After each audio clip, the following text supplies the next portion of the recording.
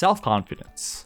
We all know that confident people are often admired by others as they possess the reassuring presence to be with. Anything that comes along their way, they face it head-on, confidently, knowing that they have the ability to overcome these hurdles. And here's you.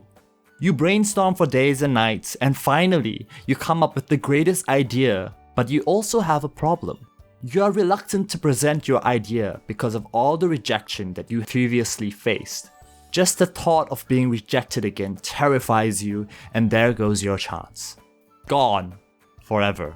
Had Steven Spielberg, Albert Einstein, Michael Jordan, J.K. Rowling, Walt Disney listened to these people who told them that they are not good enough, they wouldn't even be here to become the world's biggest stars with a legacy that endures, would they? Do you know how many times Walt Disney's Mickey Mouse idea was rejected by bankers?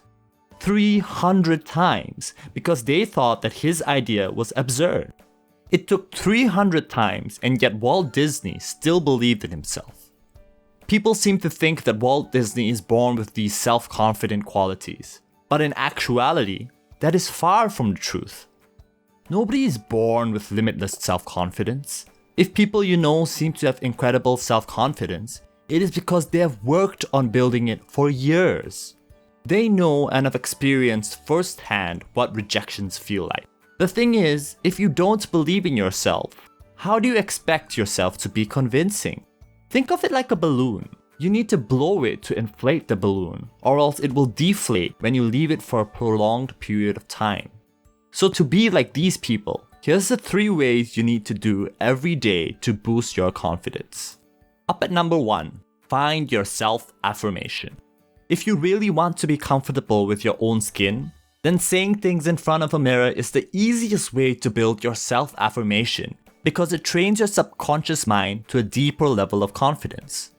It's a combination of hypnosis, psychology, pep talk, gratitude, positive thinking, focused thoughts, and strong belief. You see, our mind is the most susceptible to our self-confidence, and the best way to overcome our mind is by feeding affirmation to it. Tell yourself in front of a mirror that you can do it. You trust yourself. You deserve the best. You can look people in the eyes and you are proud of how much you've achieved. The result you get by the end of the exercise is the power your eyes are going to radiate. You will notice differently. People treat you as you begin to feel less inferior to them.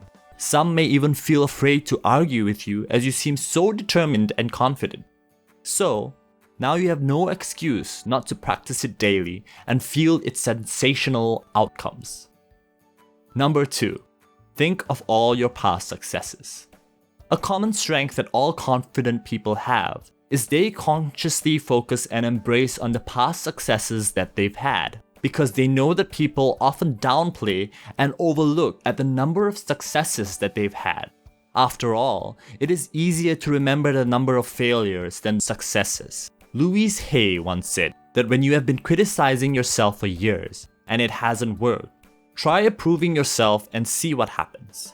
Indeed, some of the biggest fault finders that we find comes from ourselves when things haven't exactly worked out the way we want it.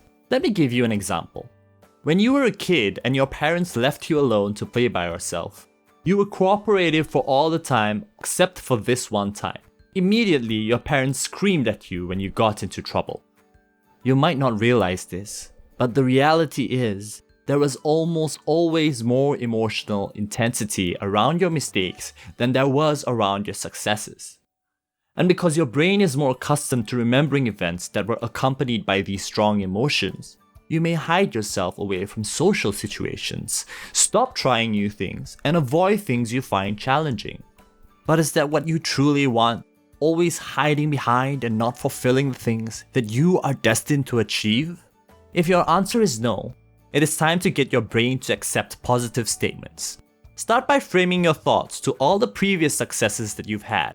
Find opportunities to congratulate, compliment, and reward yourself, even for the smallest successes. Get that missing puzzle to your self-confidence. Number 3. Preparation. When it comes to dating, meeting new people, public speaking, selling products, did you think that it all came easy? Confident people often appear confident because they already have the question, answers, solutions, and experience in hand ready to be implemented. So their confidence rarely shines through. Imagine you are on a blind date with a girl.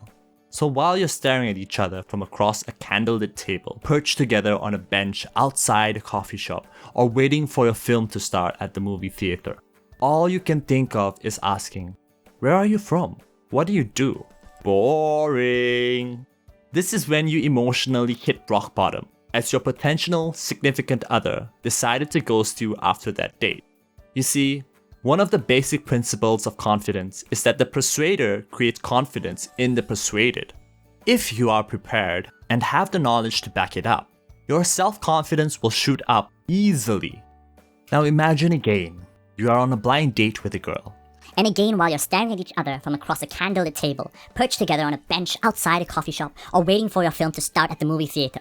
If you are indeed prepared, you will immediately know how to lead the conversation and ask the right questions. That's impactful and engaging to the girl.